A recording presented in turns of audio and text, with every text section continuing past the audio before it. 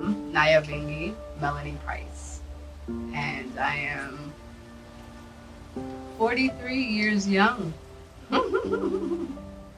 My title, Naya Bingi, I want you to call me, because that means liberation. I'm a Belizean by naturalization. My ma, Banya, that's City River Village. My granny, Banya, that's City River Village. My great granny, Banya, that's City River Village. What was your initial experience growing up in America? My initial experience growing up. It been good. You know, there's more Belizeans in LA than there are in this country right now. So that lone Belizeans I was around with my mom and family and Sunday party and ram and all of that every week Belize in LA. And then I made a live with my pop and from 5 years old to the end of high school. So you got to come home often in those years? The first time I came to Belize, I was 7, and my mom literally sent me on the plane by myself to live with my granny on New Road, the city, and stay with her the whole summer or a whole Easter. So even though you lived in the US, you had the opportunity to experience Belize as a child. What was that like for you? Phenomenal, wonderful. From the first time I came here at 7, I mean, want to come live. But because I'm gonna live with my pop, and he don't know nothing about no Belize, and that one whole next world and a whole next story, I had to wait till I was in high school or in college to come on my own and live, and that's what I did. Gertrude Adriani Pilgrim, 29, sales and marketing manager. What was your reason for going to the US? I was 12, my mom got married, and I had little to no choice, so where she goes, I goes. I never wanted to move. I had my plans, my prom ready. I was an infant 5, which is like 7th, equivalent of 7th to 8th grade in the US, and I tried to run away as far as you could as a kid. Asked my dad if I could stay with him, but my mom said, if I got a crab hole, you got a crab hole with me too. So that was that dynamic. So it was pretty rough, a transition from Belize tropical paradise to I moved to Palmdale, California, which was desert and drastic and hot and worms that burn up on the pavement, so it was pretty crazy. I moved in 2004, so that was right around the time where, 2005, right around the time where there was a lot of riots in California, specifically with Mexicans and the border and being an immigrant, and so it was very complex for me being from Central America and trying to identify as a kid, like, okay, came from Belize where racism wasn't really a thing, colorism maybe to a certain extent, but it was really rich or poor here.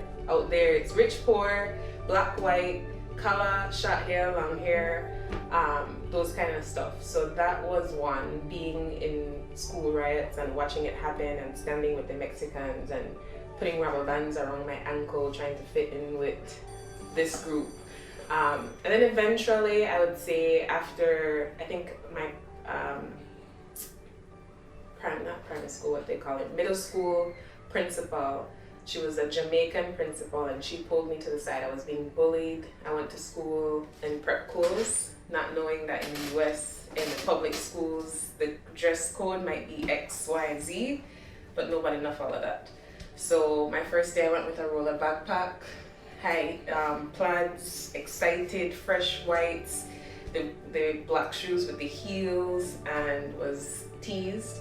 And she pulled me to the side and was like, listen, take it as a blessing that you're in this public school. It wasn't the best, but know that you can shine and stand out. So that was kind of the different teachers and stuff who encouraged me to, it's okay to be different, kind of helped me normalize my process. And earlier, you did mention something about bullying in middle school. We call it primary school. Yeah. Bullying in middle school. How did you find that as you grew up? Like, did it get better? Did it get worse? Did you ever feel like you fit in? No, I ended up embracing being what people call teacher's pet, or the one whose first hand would be raised. My mom was very, very good at like, don't worry about that. You just focus on what you need to focus on. And my dad is very successful in what he does. So that drive kind of made me kind of hone into, I don't care what y'all have to say, I came here for a mission. So I actually took school like work growing up. I didn't go out much. I was track, basic school, books, track and field, volleyball, and done. And when it was time to play, I actually requested to come home 4 times out of the year. So we used to only have summer break and Easter break and spring break, but I would leave a week early each time so that I could have the maximum fun time to still be attached to back home. Why didn't you stay in the US? Because I wanted to be free. Nothing more than that. That's it. When I saw how our people and our family made it live when I was 7, and then of course made a visit, you know, every year, every other year, and then experience South Central Los Angeles, Crenshaw, Wilshire, drive and traffic and Lone Ross. We never wanted it, but because I was a child and I had to deal with my parents then, once I graduated high school and got off to college and to make my own money, I bring me Ross here, you know. From my first year at college. Freedom. I mean, want my own land. I mean, want my own house. I knew I could build myself with my own farm and feed myself. And certain things I mean, want to apply all the knowledge and the education that I was afforded. Yeah. It never makes sense over there. No tell me you want to educate me and I get all this knowledge and I can't apply that right. That don't make no sense. But I saw how I could apply it in Belize. I think for a long time I held on to I internalized all of my dreams I didn't get to do. So like, I hated the fact that the big prom with bringing your horses and the planned fireworks or whatever the case didn't happen for me. And because I used to visit all the time, there was a lot of things I said, okay, I'm keeping these ties with my friends here on purpose. At a later date, my dad owns a family business. I'm here now. But I always aspired to contribute to that at some point. So that was why I didn't want to stay in the US for the most part. But later on in college was where that struggle came in, because I actually most of my adulthood was in the US. Most of my good friends were there. And my dad needed help back home, and so that's how I transitioned back here. Okay, so it was a need. It was a bit of a need and a bit of internally, like, I wasn't going to do myself justice if I didn't see what it would be like for me to be an adult in Belize. So what would be your advice to a Belizean who has never been to the United States that is interested in going to live there? No, go visit. Go see. And then you want to know them. And if you want to go live after you go see, that your business that. But no go, I just going because I want to go because that's foreign. No go, so you need to know the history of the place there. Stop fuck wrong. Know the history of what role your people and your family there may have over there. You need to know how your family stand over there. Do you have a support system? Do they know what to want? Or are most of them living on welfare and, county check this and food stamp that and, one lead job here and there and fuckery and, the thief up. You need to know what to want. You don't just go over there and then become one of their enslaved or one of their prisoners and free labor. That's stupid. When you could do whatever you want to do right at home. So go sit. Go experience, go observe. Then you can talk about go live. It is not what it is kicked up to be. A lot of people on social media, a lot of the people who go out there and flaunt this and that from the swap meet, to my people in LA or the Bronx, going down to the elite alleys that have the cheap stuff. It's hustling. You're living with roaches. You're eating. Not this isn't my experience, but there's been family members and people that I see where you think it's a good life, and they're working 9 to 5, hustling to not really enjoy it. So it has its perks, yes. It's the land of opportunities, but if you get trapped in any of the small niches of just going in the rat race, it's very hard to get out. You get pulled into gangs, you get pulled into the percentage of all the stereotypes that they press down and put on immigrants on a whole. Worse if you're a person of color. So. What do you love most about Belize? The sea, the water, the people. I know that's more than one thing, but definitely there's an essence once you are by the sea or you are an island around good people. You could walk through village. Just the fact that people will say morning or good evening or you're okay, that kind of essence you just can't explain.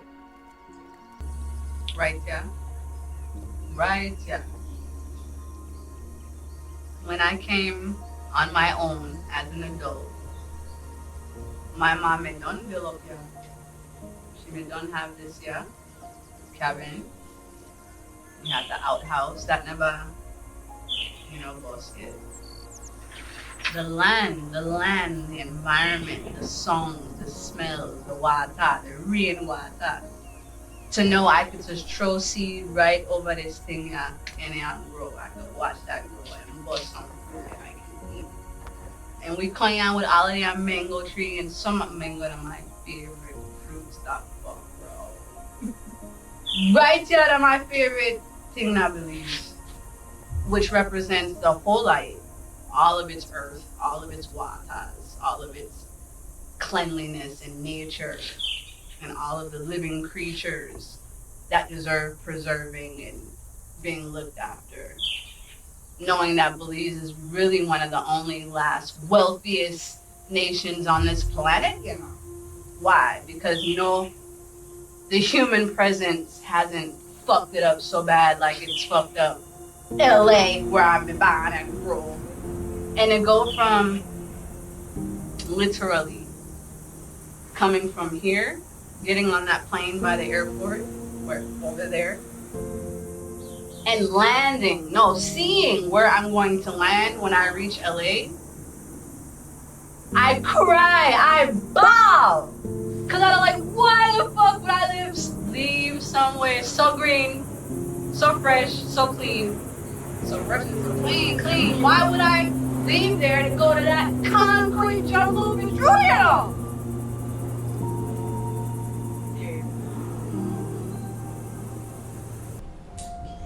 What is your greatest fear for Belize? Politics.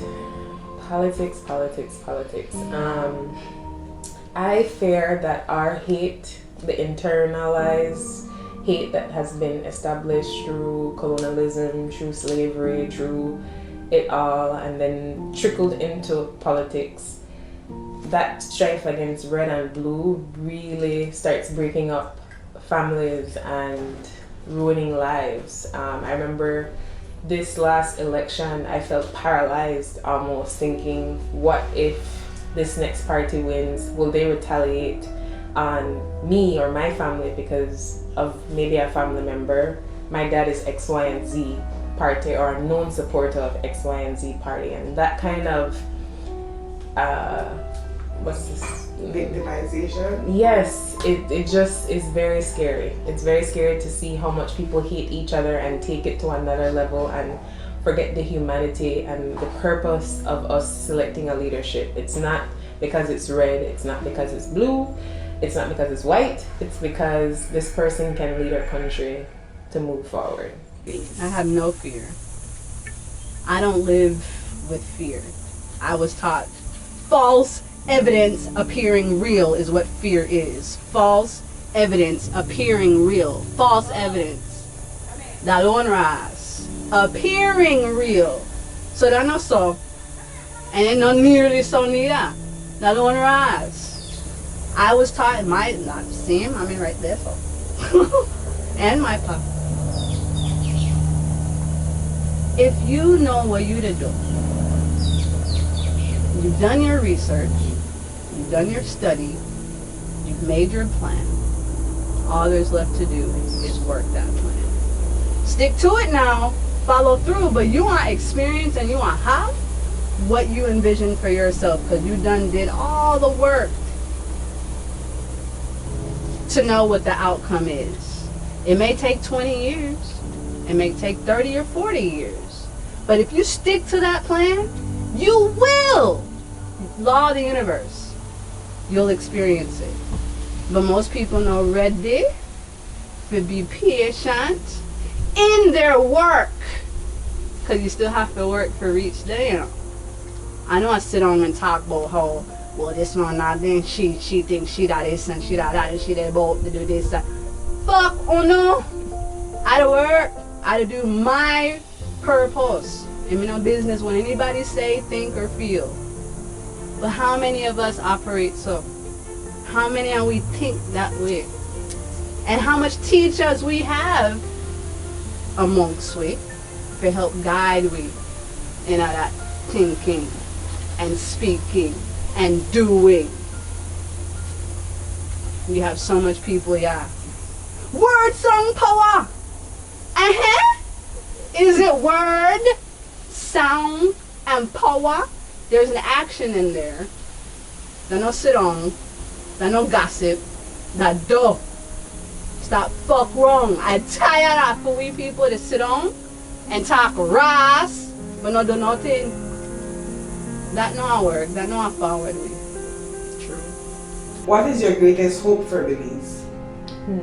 I definitely hope to see a Belize where we put our people's interests at first, where education is free, where healthcare is accessible, where we prioritize making sure education is at the forefront, not just handing out money for votes or handing out money so people can quiet down. Like I visit places like Barbados, Canada, where even the homeless man, if you can find one, can educate you on certain things. And not saying that our homeless folks aren't like that, but it's just a struggle to watch the people struggling where help can be provided, but because it's not being distributed equally, the education, the knowledge, and you're just shutting people off, leaving them ignorant. I hope that can turn around.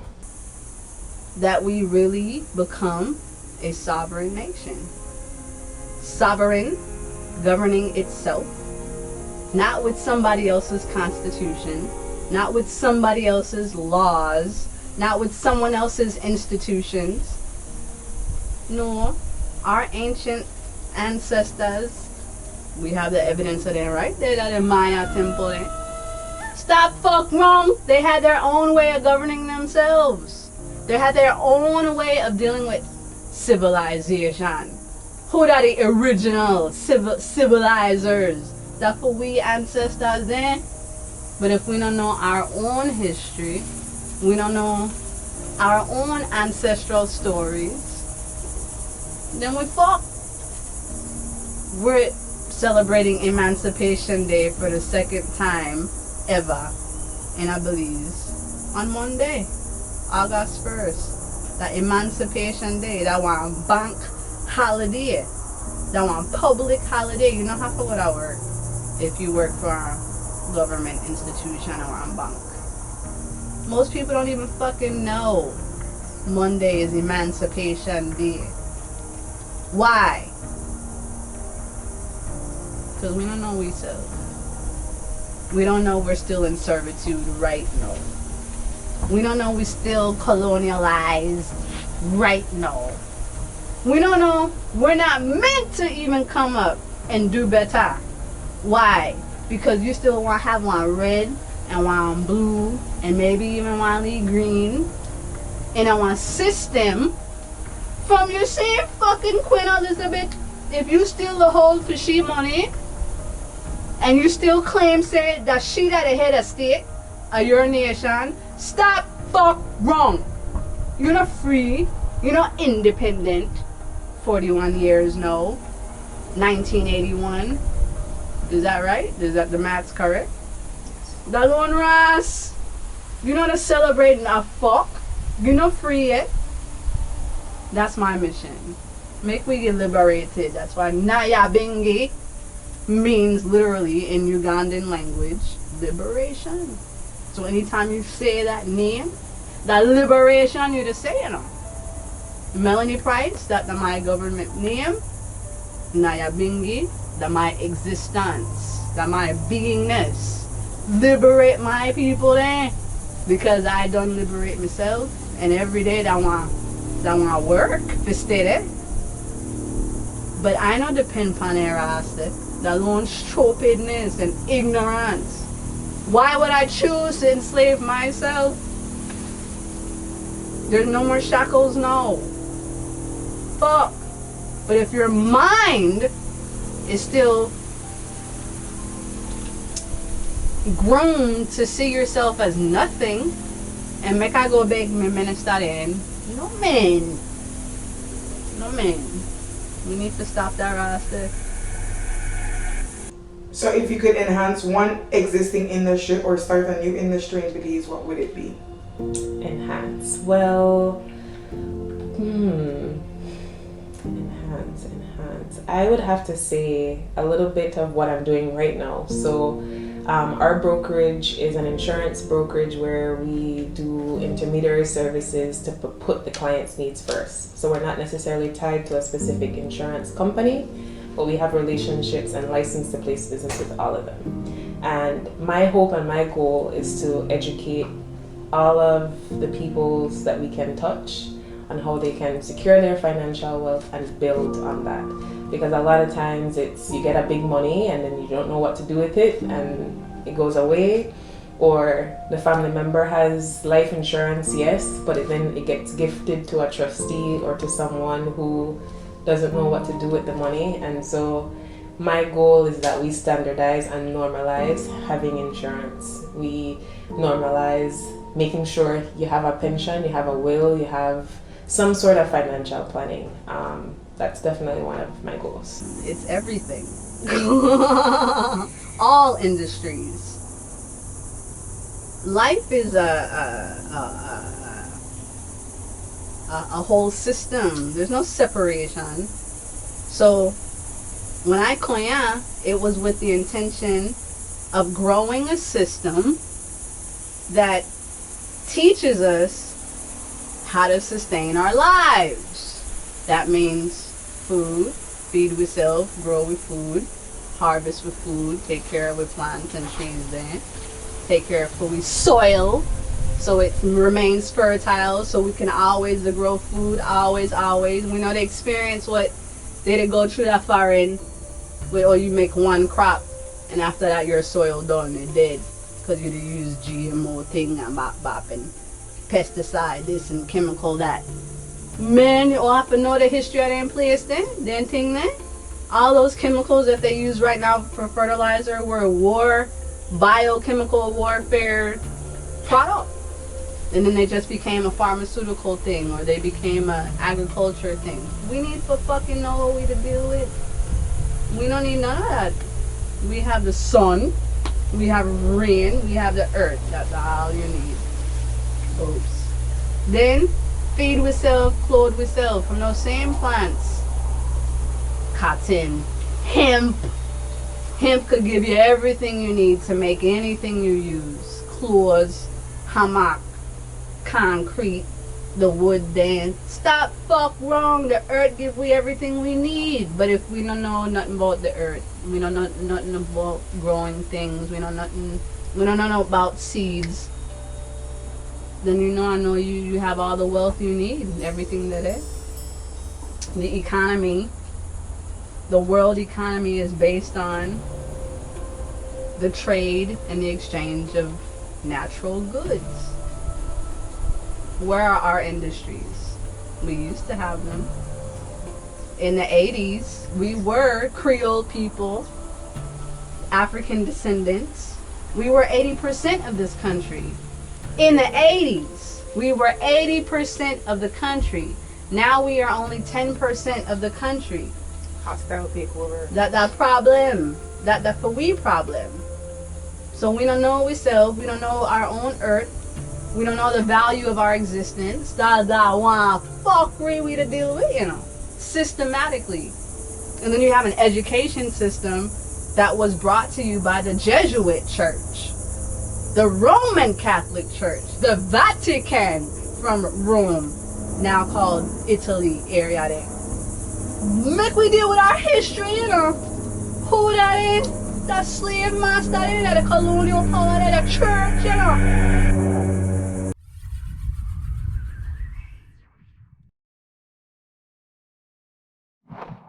Belizean born, City River girl, bush girl, real bush girl. You see why I live in the bush, right?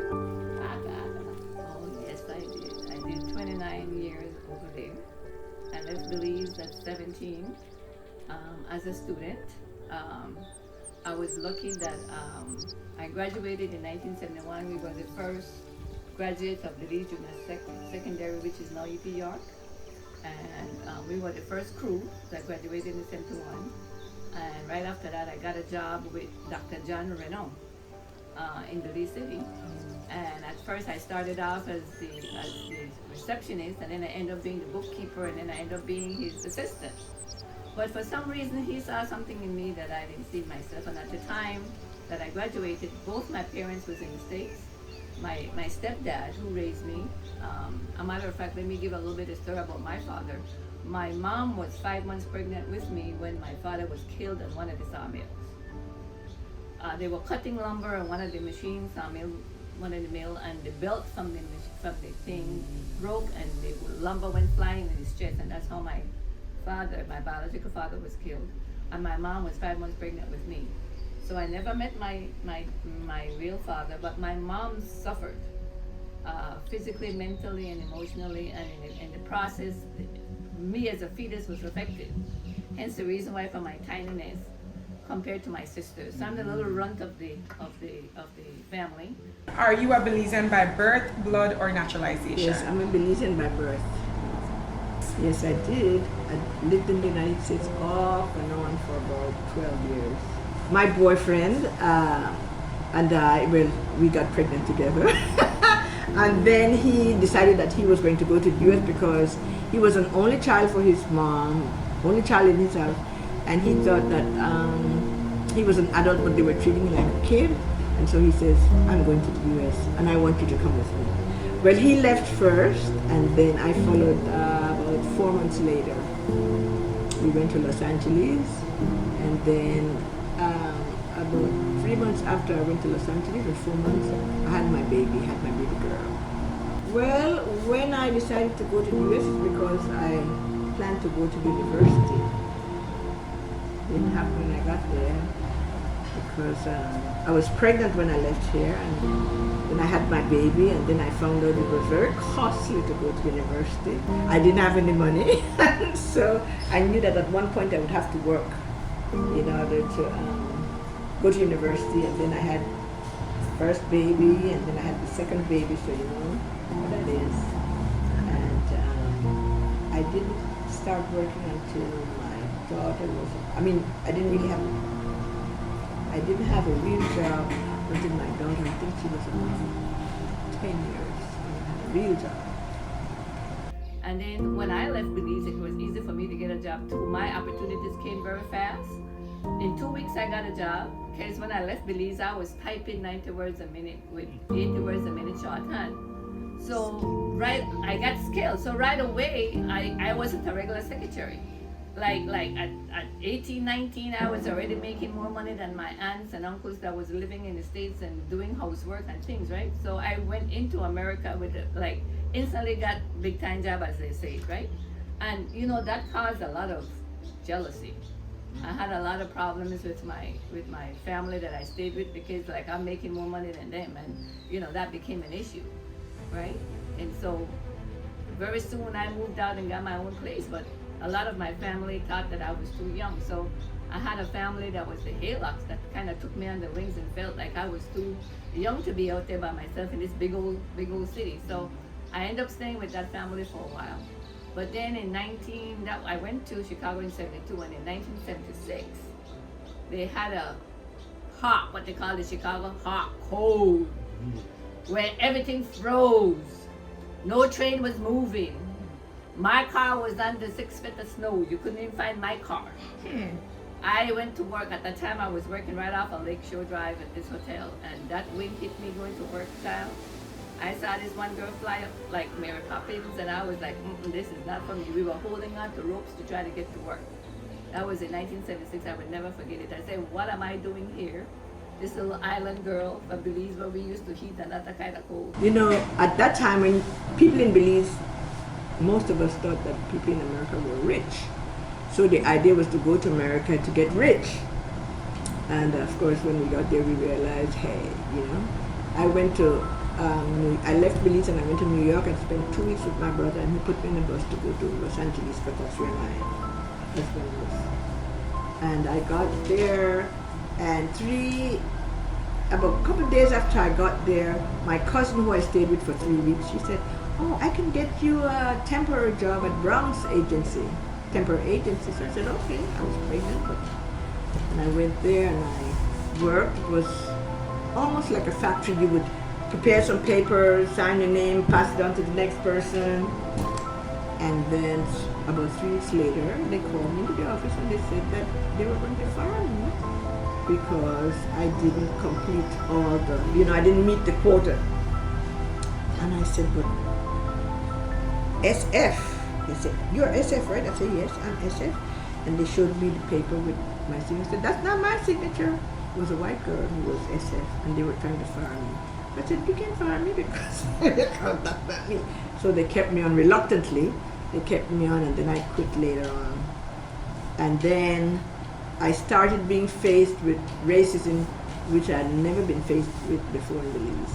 Went down to the May Company one day, and this lady, I bought something, and she said, are you going to use cash or charge?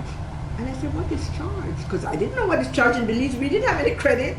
And she cussed me out. Who do you think you are, you nigger? And that was right. Opened up my eyes. I'm like, what? And so for the first time in my life, I actually experienced racism. Because she did call me nigger. And I didn't know what to do. So moving to California. And at the time I had 2 aunts, I think 2 or 3 aunts and an uncle in LA. So when they said when they were moving, I said, I'm moving too. So I called my secretary and I said, could you meet me at the train station? And I handed her the key to my apartment with everything in it. Key for the apartment and key for my car. I just left with 2 suitcases that goes out to LA. So that's how I left Chicago to LA. Got to LA now, I stayed with one of my mom's sisters. Well, that was a whole other thing, because when I got there, you can't mess with no Belize people, you can't bring no Belize people in a house. They were against the whole Belize thing. Why? I don't know. Playing it back, I think back then, a lot of people didn't have their papers. And so a lot of people were afraid to mingle with their own, because I think people used to report people back in their days. So I think that was the reason, but I'm not quite sure, but that was an issue. And I was very Belizeanized. I had a lot of Belizean friends, and so that was a struggle for me. Not being able to go to Belize party, or they know why you go to kind of Belize this, or they know why you go there. So that was a struggle for me. So that didn't last very long. 1 month, I lived with my aunt. Within 3 weeks, I got a job at Bank of America downtown, So again, I get these big time jobs that they don't have, and right away, that's the issue. So they start asking for too much money that I could pay for my own place.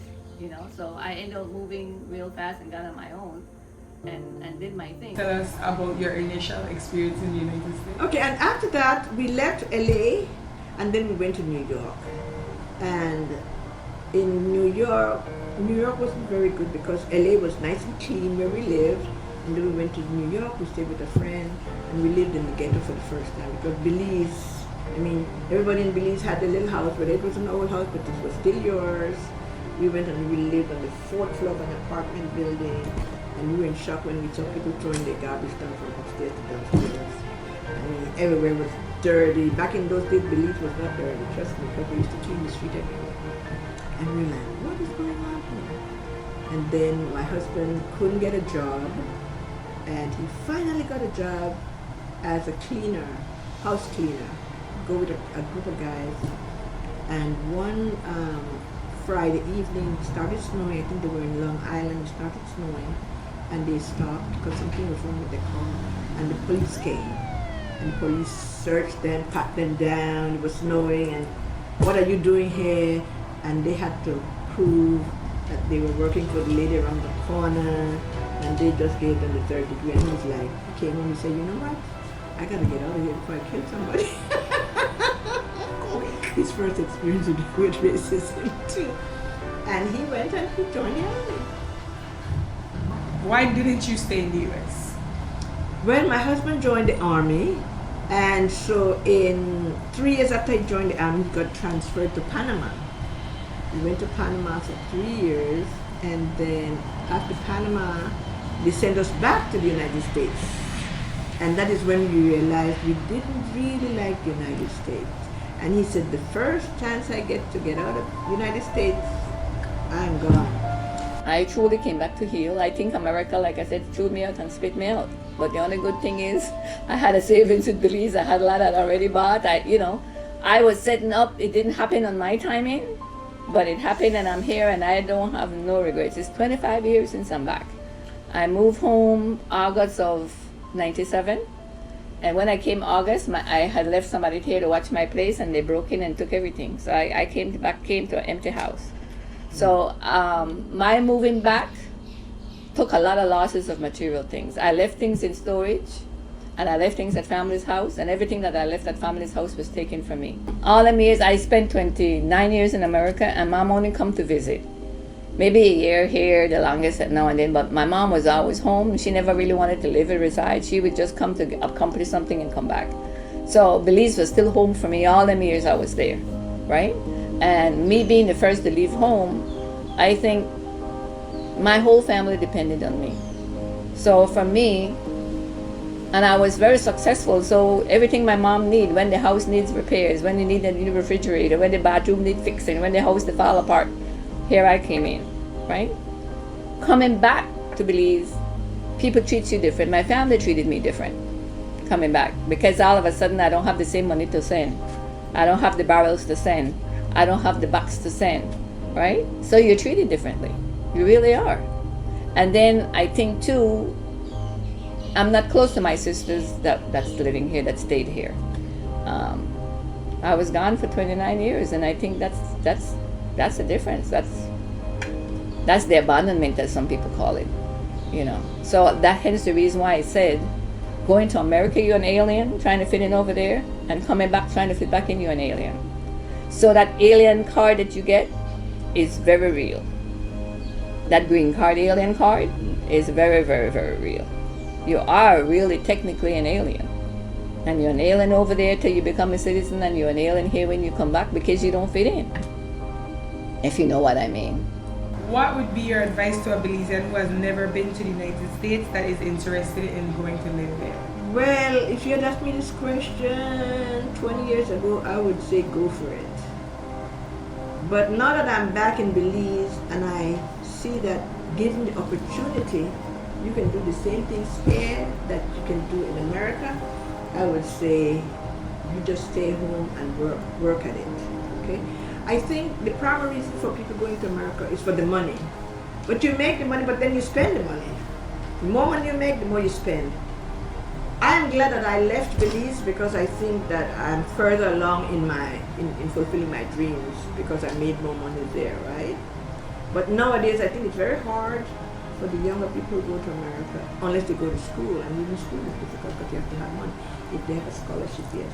But I would say if you can stay at home and fulfill your dream, and most of the time it's always the money thing, because as an entrepreneur, for example, it's hard to get a loan. But Belize is not such a bad place. I really am glad I came back home. We have our struggles, but I think the struggles in America now are greater for black people. I mean, it's always been hard for blacks. One of the things that I recognized after I was thrown into this racist place is that I am a black woman wherever I am, I'm going to be a black woman. So it didn't bother me. And then we grew up in Belize knowing that we were okay. So when I was insulted or called a nigger, that just rolled off my back because, hey, you know, I had a hard time in university because I went to a university in Georgia, and that school didn't have too many blacks. And then I have to tell you that I'm a very smart black woman, and they didn't like the idea.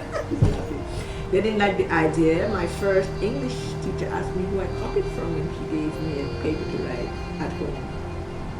He said, who did you copy from? And I told her, I said, listen, from Standard 1 in Belize, we're writing essays, we're doing all this, you know. So she left me alone, but she never gave me an A. Always a B+, and my paper was spotless. She gave it back to me, B+, not a red line. So I knew. And I had more experiences like that, but I didn't let it stop me. Live there. I think going to America at a young age is a good thing. I think going as a teenager in your 20s, up to your 30s is a good thing. But don't stay for retirement. America is not for the weak and for the old. It really isn't. Because you gotta grind. That country is fed on productivity and push. It's constantly push. You don't relax. You know. For me, when I would come to visit Belize, I would call it recharging my batteries. So I would come home to recharge and go back and get back into, you know. And like I said, for like 16 years, I was doing 2 jobs. You know, but I needed to educate my child. So one income went on her, and the other went on sustaining myself and tried to pay back my debts so that I could make my move. So that's what I did. That was how I made the move. So you think being a young person, it would be a good idea? Like, I think you're a young person interested in going. I think it's a good thing to go and get the experience and at least go and get educated. Because education is the key. It will let your foot in the door. I mean, I left Belize with 2 skills, typing and shorthand. I don't even know what shorthand. I don't even know if I could type like that, and I forget all of my shorthand. Look how that's obsolete now. Oh gosh.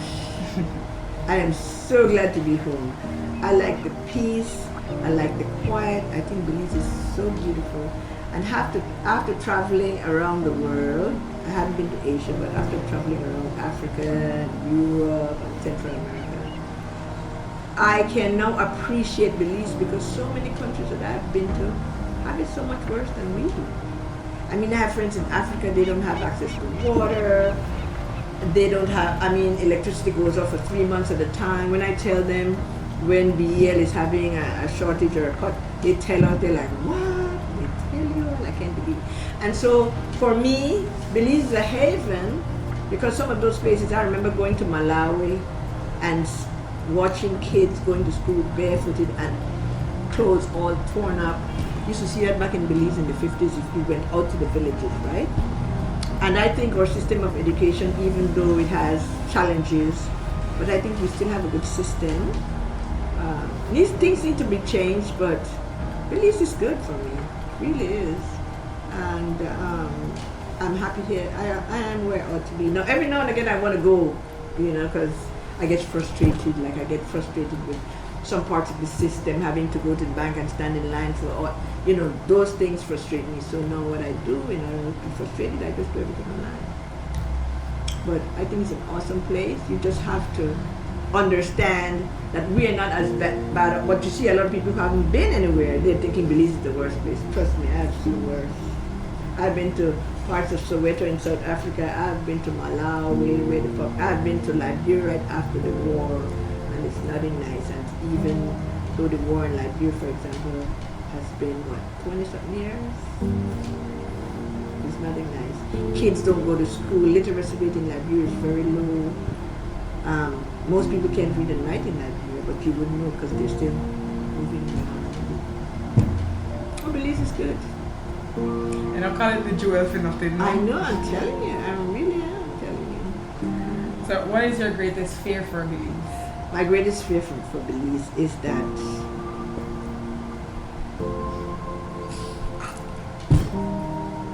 by how we governed. I think if we don't change as a nation, state, if we don't change the way we govern, we will never grow.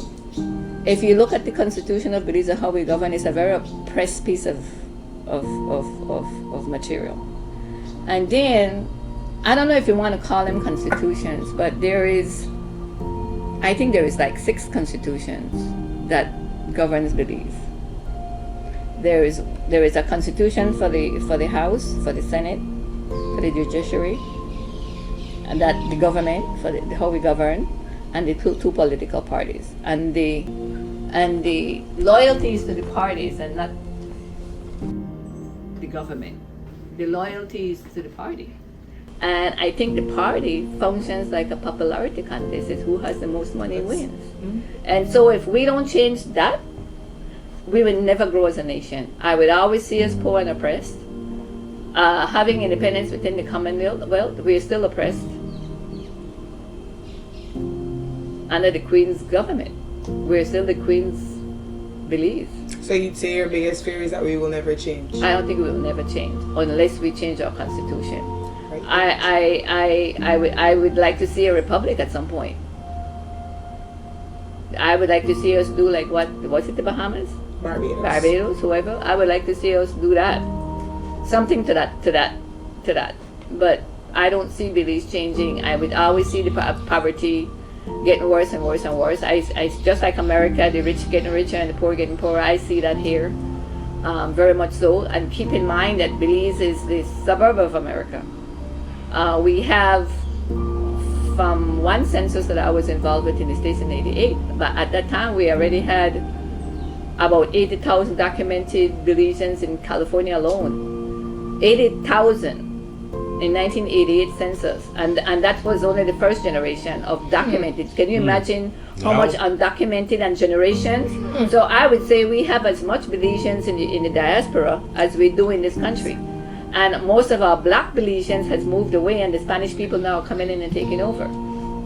So the whole environment has changed, the structure has changed. I question the whole ICJ thing of why would we want to go to the ICJ for a border that exists. I questioned that. I didn't get that. I still didn't get that. No matter how anybody, I asked all kind of politicians, everybody tell me the same bullshit.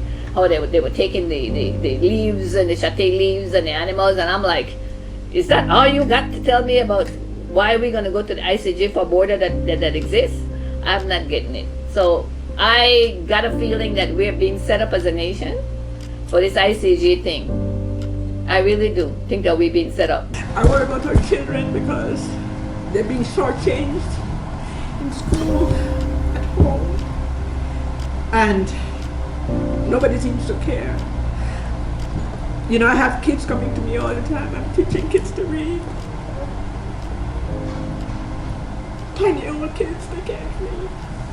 High school kids, they can't read, they can't function, and they're just being passed on. And I see that as they're destroying their lives. The kids don't know what is happening to them, and nobody seems to care. You know, I mean, it's like, so I really,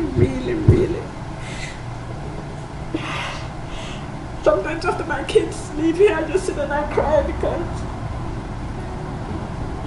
I do as much as I can for them, but then they go home to parents who don't have them. And so I see in the next 10 years, 15 years, it's like almost hopeless. Okay, so I should have hope because I'm trying to help them in every way I can, but I love this country and I wish I could help these kids, but I can't do it alone. You know, I try to hook up with people who are doing things with them, and to me it's so easy. It is so easy to solve this problem. Teachers, and I can understand why teachers are not caring, because they're treating them badly. Parents need help, teachers need help. And in my mind, if the government, and you know, the government, that's another story, that's not gonna make me cry, that's gonna make me mad. But I just worry about our children. I really worry about the children because I know it doesn't have to be that way.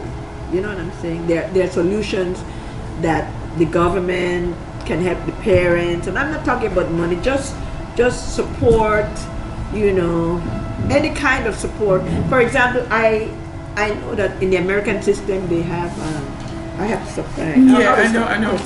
I was sorry. But you're saying so much like valuable things, like In America, I taught in American school, and we had something called parent effectiveness training.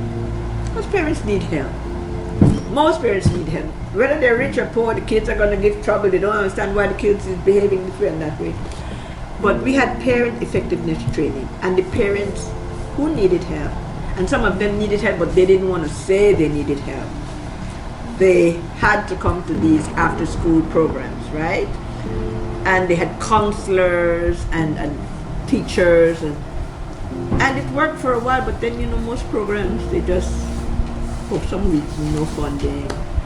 And I believe that in Belize, each school needs to have support for these parents, because the parents, they don't have jobs, they don't have money, they're single parents. Just a little of things. The family unit is not what it used to be in Belize, Back then you had your grandma, grandpa, you had your cousin there. You can't starve, because if you're not gonna eat, you go to your cousin and you get something. But that is changing too, because cousin don't have your granny don't have now, And so, but I would support the parents. I have parents come to me all the time. Oh, Miss Felix, I don't know what to do with this kid. I want to do this kid. And I talk to them. I'm not a counselor, but I talk to them, but they need help. Once you help those parents to be able to sustain their lives and just be able to manage with these kids, you're going to see a change, because a happy parent makes a happy child. And a happy child makes a happy teacher, So I would like to see more social programs. I would like to see them start something for the parents. And a lot of people just blame the parents, but you can't blame the parents, because if you, as a parent, you didn't go to school yourself. Your mama treated you bad. You have a whole litany of things that was happening with you, and you didn't have a way out. Now you become a parent. You can't help the child, And so it's just a vicious cycle, as I see. But we got to work on these children, because we're losing them already. We're losing them. We're joining the gang. So that is my fear, that one of these days it's all going to go ahead, and it's not going to be pretty.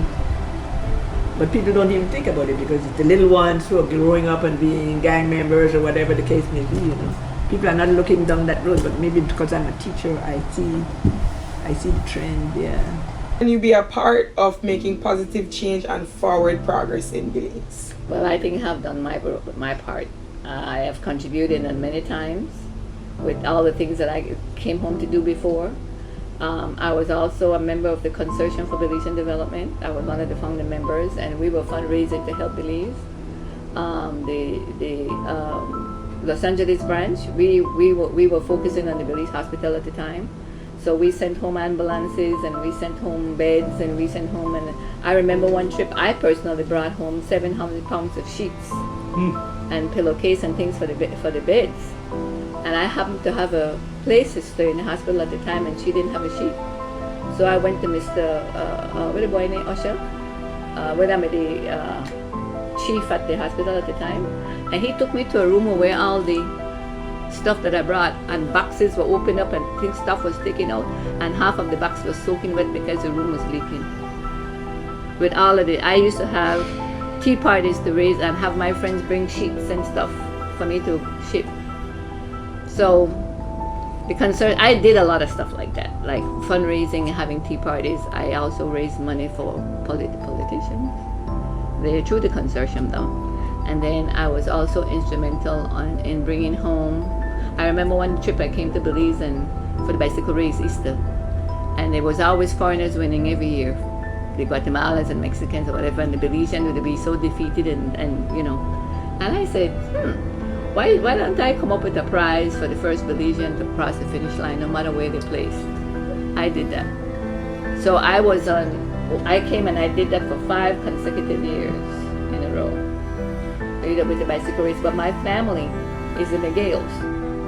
Janita McGale, Rudy McGale, so bicycle race was in my blood, and so I was always a part of it when I came to Belize, but I started that. I heard somebody did that this year. Yeah, they've been doing it. I never knew But I was the Who one started that it? But I remember it used to be a thing every year, and then finally someone was like, Yeah. okay, we will give the Belizean their own prize. Well, I was the one that started that. That is awesome. So I've made my imprint. I've done my thing. Right now, this is my time.